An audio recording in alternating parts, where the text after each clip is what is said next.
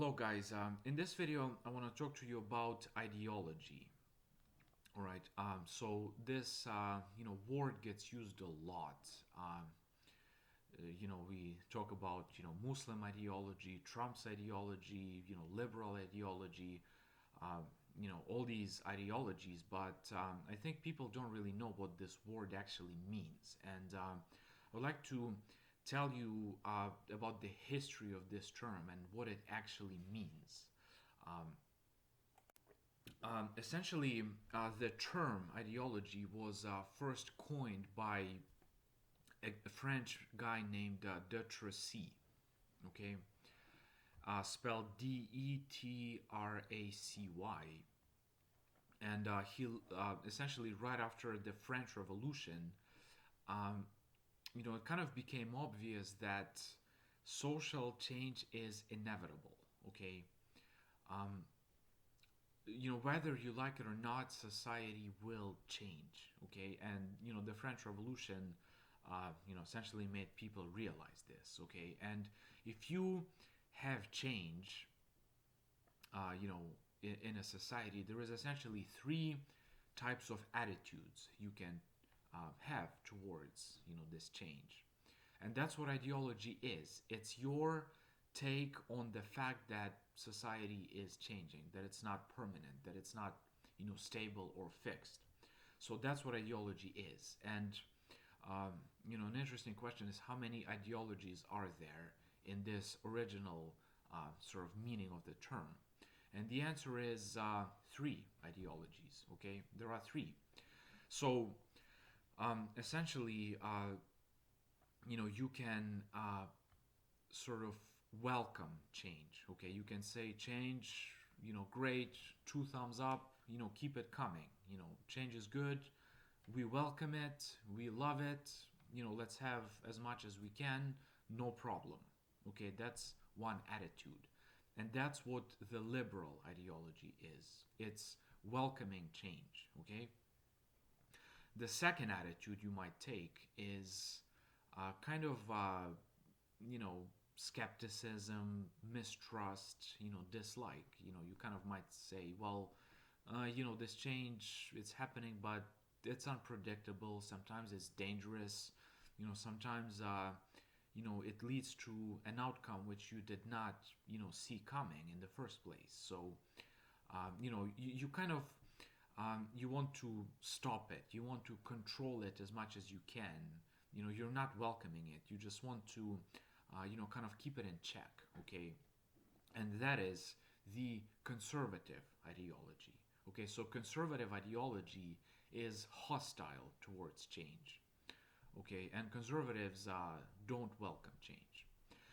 And the third ideology is it's kind of hard to name this third one, but I like to call it Marxism. And I know that it's kind of an anachronism, because Marx lived way after the French Revolution, but I'm kind of retrospectively naming it as Marxism. Okay, you can call it I don't know, anarchism, revolutionaryism, radicalism, but essentially this ideology says let's take charge of change. Okay, so unlike liberals who just say okay, fine, let's keep it coming, this ideology says let's make our own change, like let's take action, let's be proactive. So liberals are kind of they welcome change but they're passive towards it, and Marxists are proactive, they are active towards change. So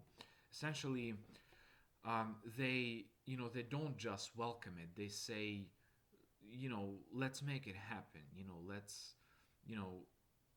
let's just make a decision to make this change right now, and we decide what this change is going to be. So that's essentially, in those 5 minutes that I was just talking to you, I summarized all of political science. Okay, literally, that's pretty much all there is to political science. It's just these three ideologies, and how they interact with one another, how different states implement them to different extent, and that's Pretty interesting. So now I'd like to tell you something else that's really, really interesting.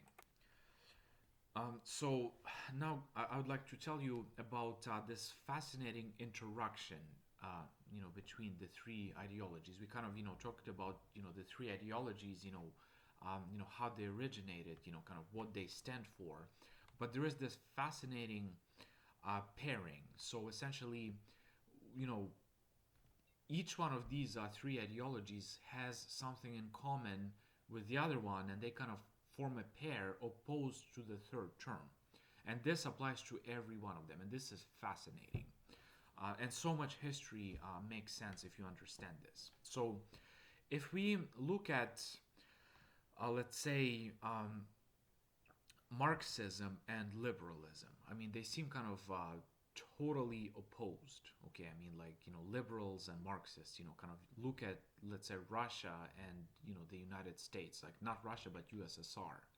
Okay, you look at kind of Marxism and liberalism, they seem like they're, kind of totally opposed, they're different. But if you think about it, they both embrace modernity. Like they both embrace, modern technology, modern science, modern, philosophy, mathematics, kind of, they're both modern, you know, ideologies. Like in a lot of ways, they're very kind of pro-intellectual, both of them. And, like in Russia, they had, incredible sort of, scientific, mathematical, achievements. But in conservative sort of worldview, that's not the case.